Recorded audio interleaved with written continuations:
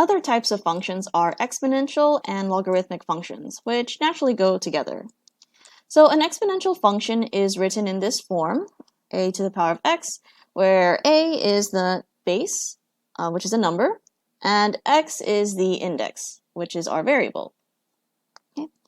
So to clarify, this notation, a to the power of n, or which is written with n as our superscript, is just the base a multiplied n times by itself.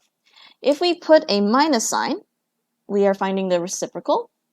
And if it's to the power of a fraction or a quotient, p over q, we can pull out the denominator and find the qth root over here. This is what the exponential functions look like when graphed.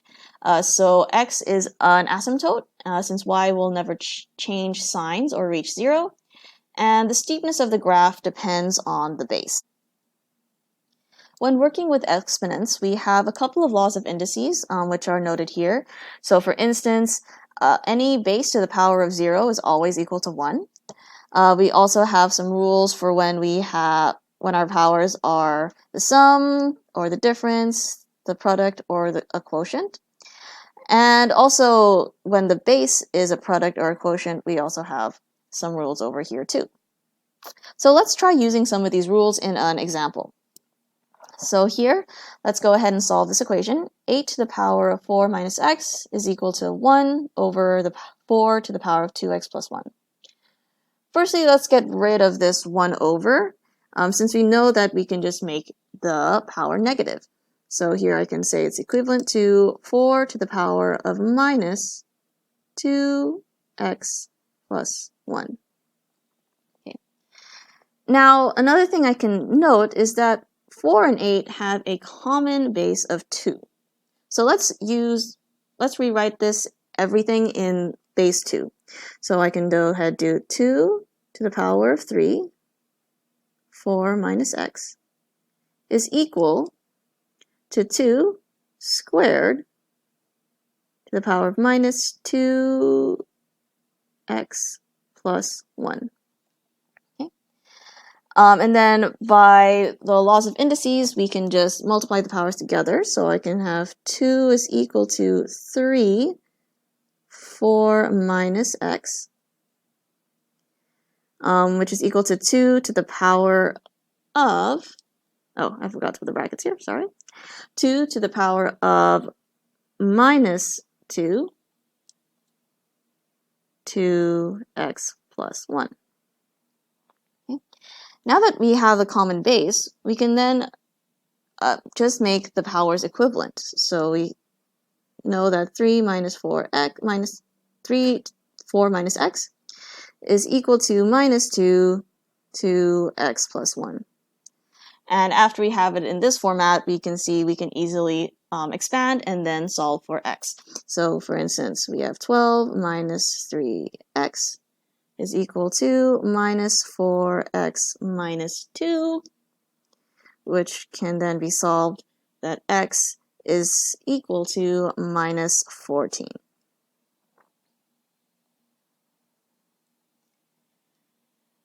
Since exponential functions are one-to-one, it has an inverse function. So these are called logarithmic functions and is written like this.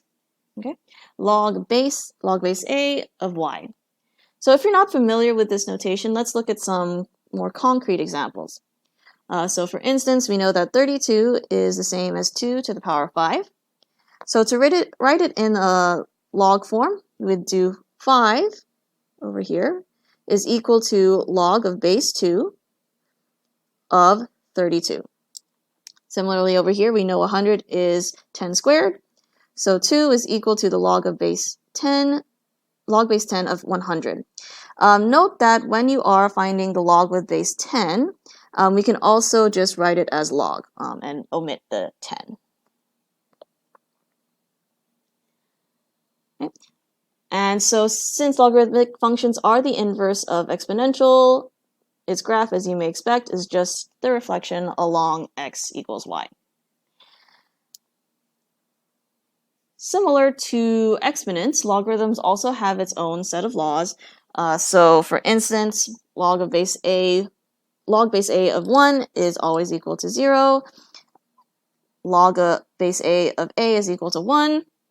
And then we also have some rules for when we have the product or quotient of log base A xy x over y.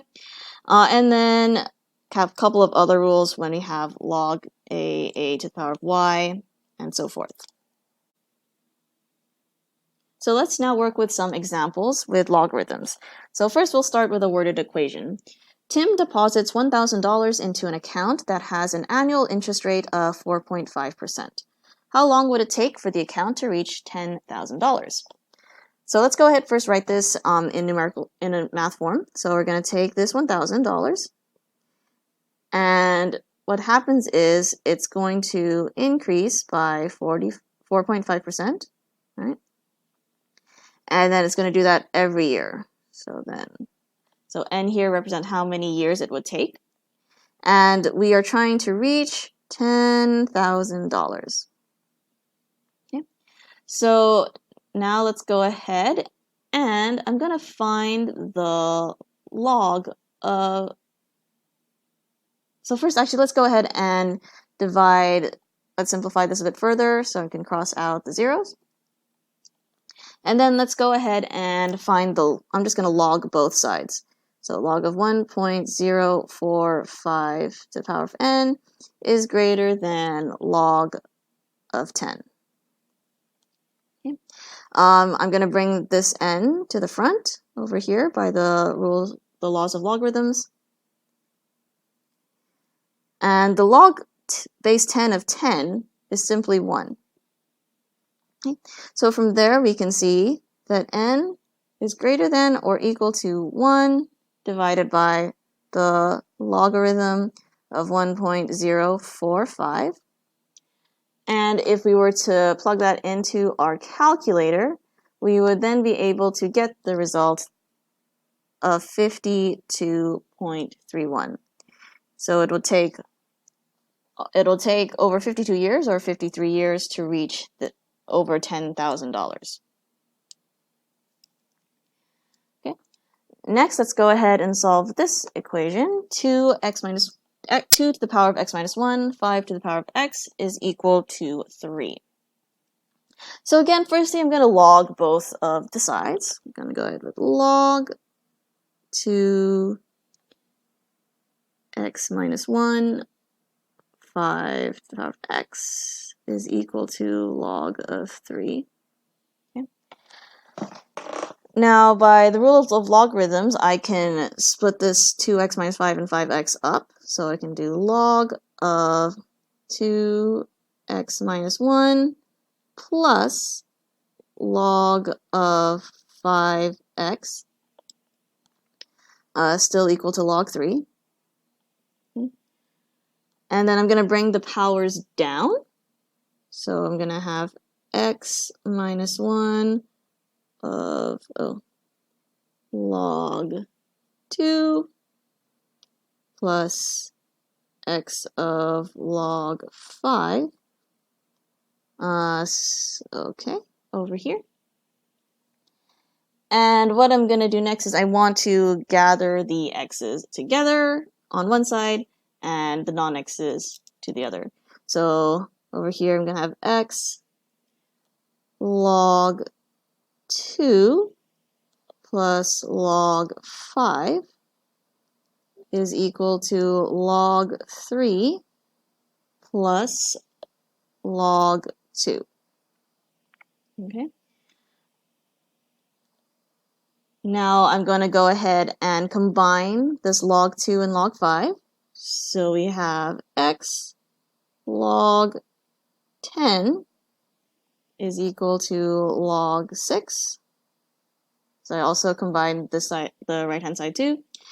And we know that log 10 of 10 would just be 1. So we then have x is equal to log 6. And if you wanted it more precisely, you can plug that into your calculator. Okay. Lastly, we have something called natural logarithms that uses a special number as its base. which is e. So this is the start of e, so 2.71828, and so forth.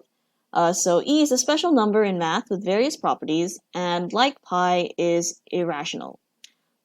Okay? And so we would write e like this. And then also the logarithm for base e is ln.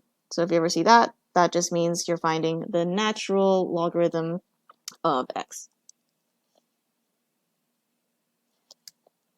And that is our section on exponential and logarithmic functions.